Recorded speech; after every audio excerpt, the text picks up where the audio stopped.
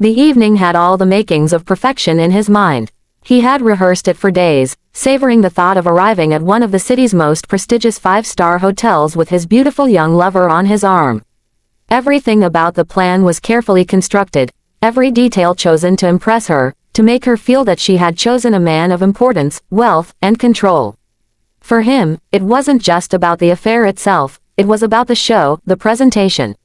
He wanted her to see him not simply as a man, but as someone who owned the world she longed to be part of. As his black luxury car glided to a stop beneath the glittering portico of the hotel, he cast a glance at the passenger seat. His mistress smiled, her lips painted a bold red that matched the heels resting elegantly on the floor mat. She knew how to look the part, youthful, vibrant, the kind of woman who thrived on expensive champagne and candlelit dinners. She leaned closer, brushing his arm with her hand. "You really do know how to spoil me," she purred. A smile tugged at the corner of his lips. "For you, only the best." Those words were easy for him. He enjoyed them, enjoyed the way they made her beam at him. He loved watching how quickly admiration bloomed in her eyes when he spent money, when he orchestrated grand gestures. To him, that look was a kind of currency, a reward for his extravagance. The valet hurried forward, bowing slightly as he opened the car door for them. The man stepped out, adjusting his tailored jacket, and offered his hand to his companion. He did everything with the air of someone used to this kind of attention, savoring the subtle envy of onlookers in the lobby.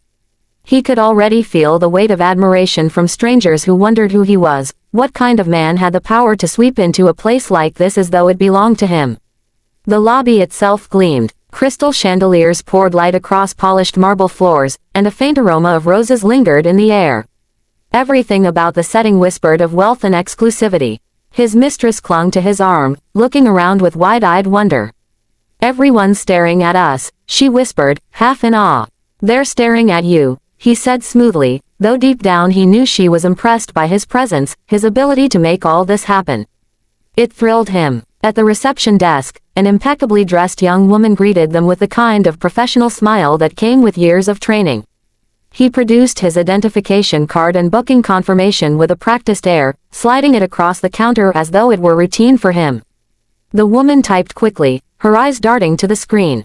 "Of course, sir. The presidential suite is ready for you," she said, though her expression wavered slightly. She seemed distracted, almost unsettled, her gaze flickering over his shoulder as if she'd seen something unexpected. He barely noticed. In his mind, the night was already unfolding. The champagne waiting on ice, the view from the top floor, the silk sheets that would impress his mistress as much as the glint of jewelry he'd bought her earlier. This was his stage, and the curtain was about to rise. Then it happened, the sound of heels on marble. Sharp, decisive, echoing across the lobby like a drumbeat of inevitability. He turned instinctively, and in that instant, the entire fantasy shattered. There she was, his wife, but not the wife he was used to seeing at home. Not the woman in casual clothes, with her hair tied back, cooking dinner or paying bills. No, this was someone else entirely. She stood tall, poised in an elegant dark suit that hugged her figure with power and authority.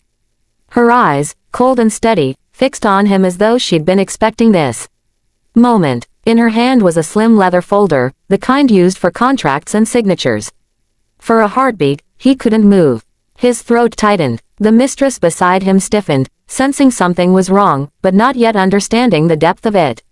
"You," he managed to croak, his voice failing him. "Good evening," his wife replied, her tone calm, polished, almost polite, but there was steel behind her words. "What a surprise to see you here."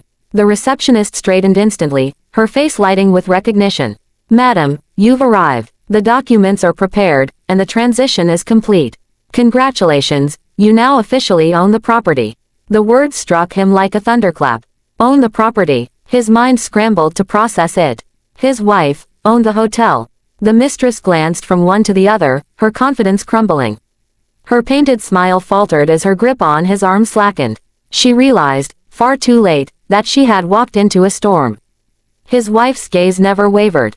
She stepped closer, each click of her heels on the marble floor sounding like a judgment pronounced.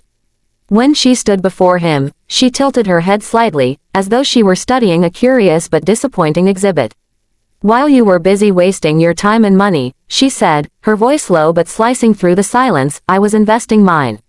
And now, this hotel belongs to me. Interesting choice of venue, don't you think? The mistress looked mortified, cheeks burning with embarrassment. She shifted uncomfortably, edging backward as though she could melt into the luxurious wallpaper and disappear. For all her bravado, she was young and unprepared for humiliation of this magnitude.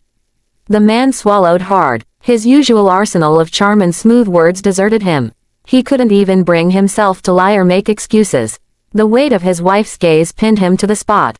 Were you planning to impress her? She continued softly, her eyes flicking toward the mistress for only a second before returning to him. Bring her here, buy her champagne, show her what a powerful man you are. She paused, allowing the silence to sting. Pity. The only person with power in this building is me. It felt like the marble floor had turned to ice beneath his shoes. His carefully constructed image crumbled in an instant. The hotel, the stage, the grand gesture, it all belonged not to him, but to the very woman he had underestimated. The mistress finally broke the silence, her voice trembling. I think I should go. She backed away, leaving him exposed, standing alone under the burning scrutiny of his wife's eyes.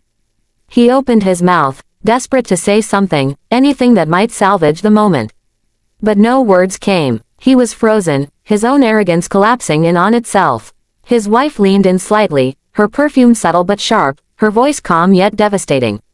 Next time you choose a place to betray me, make sure I don't own it.